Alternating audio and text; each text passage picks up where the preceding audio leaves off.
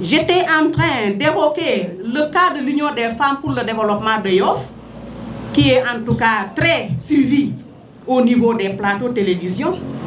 Et il faut dire que c'est en 2014, 2019 et 2021 que l'ONFP a eu à former ces femmes sur 3 modules. Elles étaient parties d'un revenu annuel moyen de 1 900 000 francs pour se retrouver avec un revenu moyen de 22 800 000 francs. Elles ont pu également créer 15 emplois impactant 10 jeunes filles.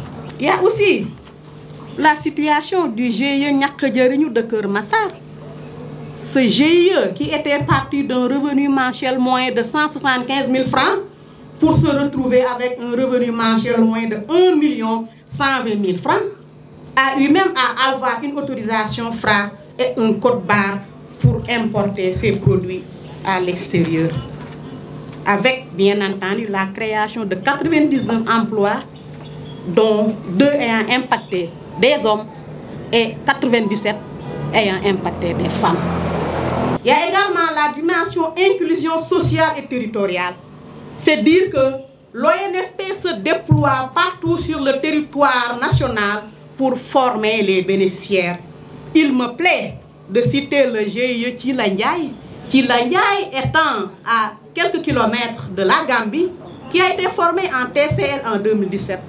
Et aujourd'hui, ce GIE qui était entre guillemets coupé du Sénégal, je ne fais que rapporter le dire, c'est en tout cas vu, même accorder la construction d'une unité de transformation agroalimentaire grâce à la collaboration avec la mairie, mais également l'ONG Plan International. Donc il y a également la dimension inclusion sociale.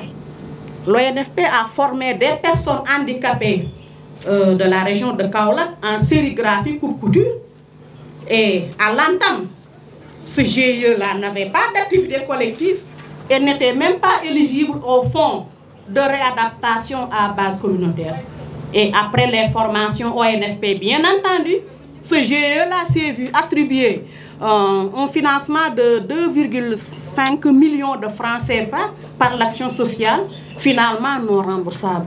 Parce que tout simplement, la formation l'a rendu éligible aux conditions posées par ce fonds-là. Donc, il y a bien la prise en compte de l'inclusion sociale. Il y a également la dimension renforcement de la participation citoyenne. Parce que quand les femmes vivent une situation de pauvreté extrême, il faut dire que ceci même constitue un frein à leur participation citoyenne effective. Il me plaît de nommer le cas du GIE Faso Dioko de Mabo, formé en TFL en 2017. Aujourd'hui, la présidente du GIE et élue conseillère municipale a fait un plaidoyer au niveau de la municipalité pour l'acquisition d'un terrain d'un hectare qui a été construit grâce à l'appui du Proval-CV. Il y a aussi la dimension lutte contre l'exode rural. Parce que les gens font de l'exode rural pour peut-être prétendre, en tout cas, à de meilleures conditions de vie. Pour ce faire, je vais noter le cas des GIE productrices de Sambanguet. Sambanguet, c'est dans la région de Diourbel. Il a été noté véritablement une vague de migration très importante vers Dakar pendant la saison morte. Par saison morte, il faut entendre saison sèche, parce que tout simplement, les femmes étaient désœuvrées pendant cette période-là. Et la formation a en tout cas contribué à fixer bon nombre de ces femmes-là dans leur localité. Je vais citer Yaye Abindaou.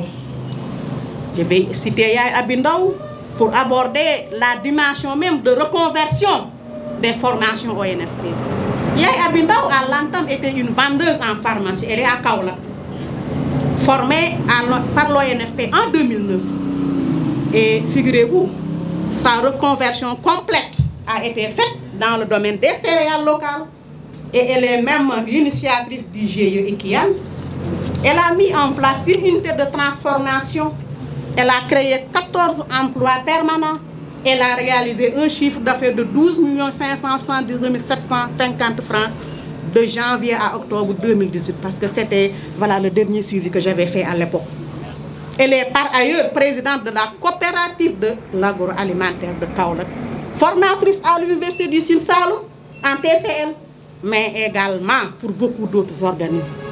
Et même opératrice agréée de l'ONFP. Bon, il y a également la démultiplication auprès des femmes, surtout les plus jeunes, dans la perspective de la solidarité intergénérationnelle qui est tant promue. La contribution également à la solidarité communautaire, parce que pendant le Covid, il y a de ces organisations qui ont eu, en tout cas, à contribuer à l'effort même de lutte contre cette maladie, en fait, les conséquences de cette maladie, en apportant des dons aux imams et autres. Je vais conclure en disant, malgré les barrières socioculturelles structurant les relations de genre, constituant des facteurs d'influence des dimensions juridiques, économiques, sociales, l'État a mis en place et opérationnalisé plusieurs dispositifs et mécanismes en vue d'apporter réponse à la problématique de l'entrepreneuriat des femmes.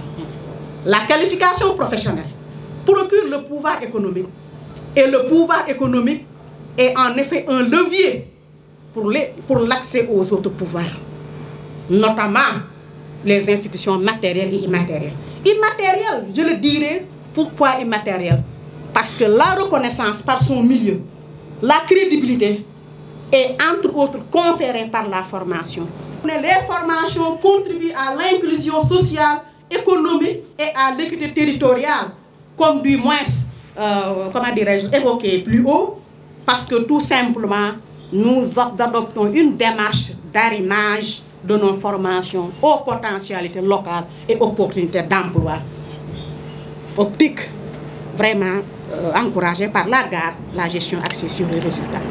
Autrement dit, les formations ONFP sont en congruence avec les secteurs d'activité et aux vocations des régions, donc motrices de croissance économique. Il faut noter véritablement de grands bons, des organisations qui ont pu multiplier même leurs revenus par 6 après la formation ONFP, sans compter cette dimension synergie et complémentarité avec les autres acteurs. Parce que la logique du développement territorial suppose une bonne intelligence territoriale. Et une bonne intelligence territoriale n'est rien d'autre qu'une mutualisation et une synergie des interventions des acteurs. Aussi, la porte d'entrée par la qualification professionnelle étant de mise, les formations ONFP ont permis aux bénéficiaires de bénéficier des appuis des autres acteurs de l'écosystème, notamment l'éligibilité au financement de l'ADPME, l'éligibilité également au concours lauréat Business Plan organisé par l'ADPME, l'éligibilité également à l'appui de Proval CV, de l'ONG canadienne SUCO, entre autres.